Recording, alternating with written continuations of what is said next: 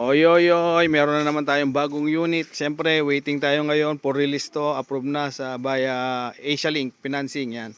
Okay na yan, hinihintay na lang natin yung makukuha mamayang 1. And eto, bagong sasakyan natin, 2003 Honda CRV. Yan, gasoline engine, manual transmission, bago yung apat na gulong, nakarehistro. So, super kinis, 140k yung tinakbo. Check natin ha, kung open. Ayan, 140k mileage. Yan, napaka-wasari, 2 din touchscreen. Ayan, so all lights working. Napakabango dito sa loob. Headliners malinis, all lights working yan, working lahat ng mga ilaw dito. Kaya oh ha, ay sorry, hindi nakikita. Yan, working yan, working din to.